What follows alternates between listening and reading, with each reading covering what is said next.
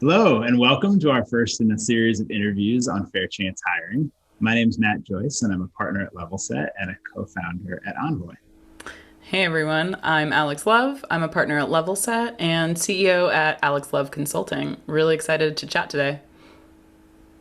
So we decided to start this series of interviews to hear from leaders around the country who are implementing fair chance hiring practices, who have been through the challenges, the sort of opportunities to change policy, to change practices, to open up opportunities to people with past convictions.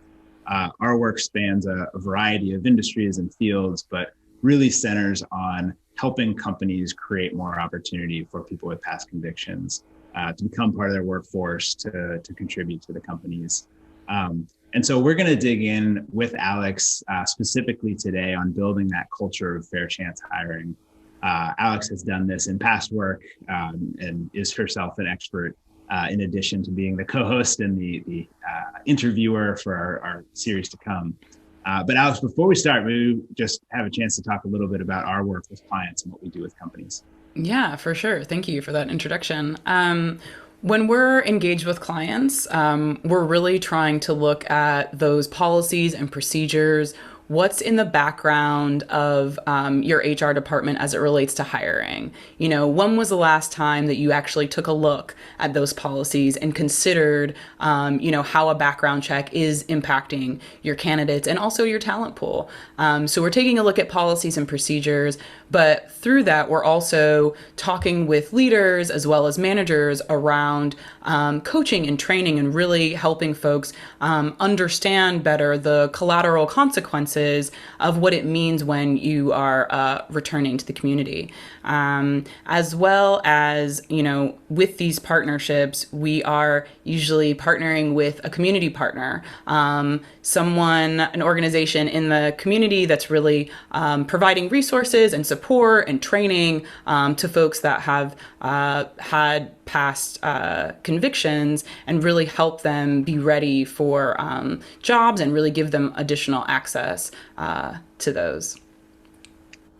So, Alex, we first met when you were leading HR at Vice Media, and had built, I think, one of the first really thoughtful, forward-looking approaches to fair chance hiring with the apprenticeship program.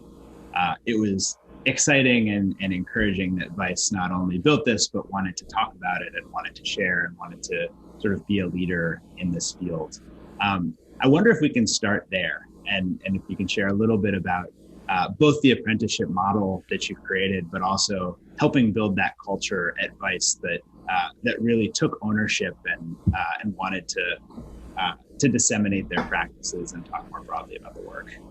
Yeah, definitely. So during my time at Vice, when I was leading HR, we had recently done a documentary on fixing the system where President Barack Obama had gone to a prison, which was the first president to do so, first sitting president to do so. And through this documentary, Vice really wanted to kind of put its money where its mouth was, right? And do more than just really putting awareness to this issue, but really taking a look inside and seeing how we could do more. And through this kind of exploration of what we could do, we partnered with the Center for Employment Opportunities, which is a nonprofit that focuses on helping folks that have been recently released on finding jobs and connecting them to those jobs. And thinking through the partnership with CEO and what would make sense with Vice's culture, we wanted to really create a program that would remove barriers for folks and allow them to just really focus on the opportunity in front of them. And so when I was designing the program, I really wanted there to be, time. Like 6 months was really important to me to make sure that folks would have the opportunity to really learn and really then be able to use that experience in whatever their next steps were. So that was really important, but also making sure that they were compensated properly and being trained. And I also wanted to make sure that they were being compensated properly, as well as having full-time benefits during this time, which is a little bit unusual for a temporary employee, but again, wanting to really focus on what are the barriers that folks usually face and how do we remove those barriers. So benefits and pay were really important. And then on top of that, really making sure that there were levels of support, right? So not only from the HR team, but also from the manager. And then additionally, we had support from the CEO team. So there's just multiple points where folks could get resources, had conversations, and really help folks navigate all of the different things that are happening around them. And additionally, as it relates to support and really like this learning opportunity that we were trying to cultivate, we also had folks attend what I called roundtable discussions with other departments. So even though a lot of folks were in our video production department, I wanted to make sure that they were aware of different business lines, right? So having folks have a sit-down conversation with accounts payable and having an understanding of what that means and what part of finance that is and how that functions with the rest of the organization. And through that, really allowing folks to think differently about their career options and also just what's available, right? Because a lot of times we don't necessarily even know that there's an option to do something that we really like. So really wanting to be thoughtful about all of those pieces so that folks would be the most successful when they came to Vice in this program. Yeah, one of my favorite experiences in this work was one of our first opportunities to get in front of a set of managers and talk about this work and talk about sort of why this was important to the company, why we were hoping that they would participate and sort of embrace and be excited about fair chance hiring and bringing people with past convictions into their stores. And a couple of things stood out. One was a very charismatic executive leader who stood up and said, we have a mission and a passion and a drive to do this as a company, and celebrated the opportunity with the rest of the team, and really set a great tone from the top that I think got everybody enthusiastic and excited. And then when we got into the weeds and started asking the questions, do people have concerns about this? Do people want to talk through what it means to bring someone on who's on probation and parole or facing some of the challenges of reentry? Just hearing people tell their personal stories and hearing people talk about members of their own family who had a struggle getting a job because of policies that disqualified them. So just creating a forum for that, I think, has been a really meaningful opportunity in our work. And I think one of the realizations is there's much more enthusiasm and excitement for this than there is concern. But I'm curious, in both your experience in Vice and more broadly, how do you get the rest of the team, maybe folks who aren't even directly involved in the apprenticeship, to sort of get behind the idea of fair chance hiring and become champions? Yeah, definitely. I think that really speaks to the culture piece, right? Because I think it's going to depend really on your company values and what you really stand for as an organization. Because a lot of times you can point to those values as, being directly in line with supporting fair chance hiring. And I think, depending on, the context and the culture of the organization, there's a few different ways that you can bring people along and really educate them. I think a lot of work that we do with clients, we want to specifically have training with managers that are supporting folks so that they understand, one, all of the different things that could be happening in someone's life and things that they should be aware of, but two, all of the different ways in which that manager can support them, and also all of the resources that are available. And a lot of times we aren't communicating enough with our managers about the full context of what's happening.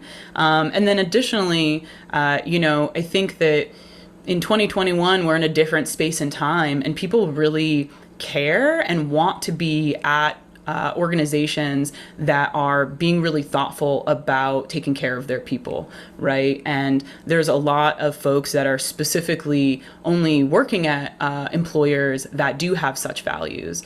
So really being proud that an employer is engaged in fair chance hiring and really champion this work will make you one of those best employers and attract even more talent.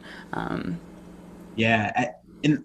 another thing that's been really interesting and come up a lot is companies that are on board with fair chance hiring and thoughtful enough to say, how do we create an environment where we say that we're a fair chance company, but we don't create a distinction or a difference between the people who we may hire proactively through a community partner who have past convictions and everybody else, right? So trying to create both an awareness and excitement about this work without creating barriers to people succeeding once they're in the company and being employees in the company.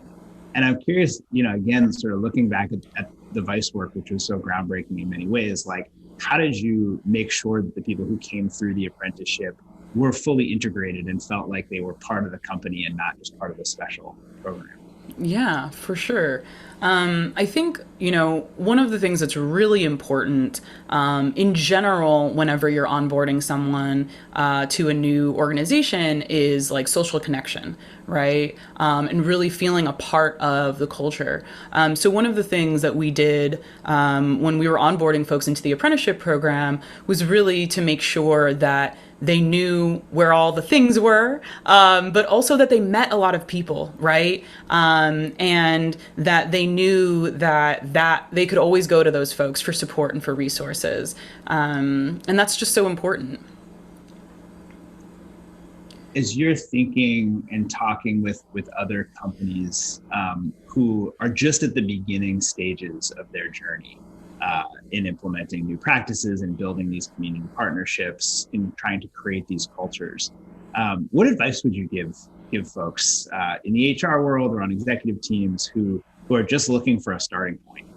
Yeah, definitely. I feel like I have maybe different advice for different folks, depending on where you're coming from. But I think the first thing is really to try and educate yourself a little bit about the space. There's a lot of, again, resources out there. SHRM recently put out Getting Talent Back to Work certification program that's really helpful in really like understanding some more facets of the fair chance hiring space. So I think that's one aspect. But I think the other thing is, depending on what level you are or what your position is in your organization, you can always go to HR and ask some questions.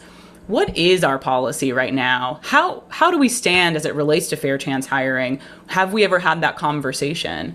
And so really probing and asking some of those initial questions can really get the conversation started.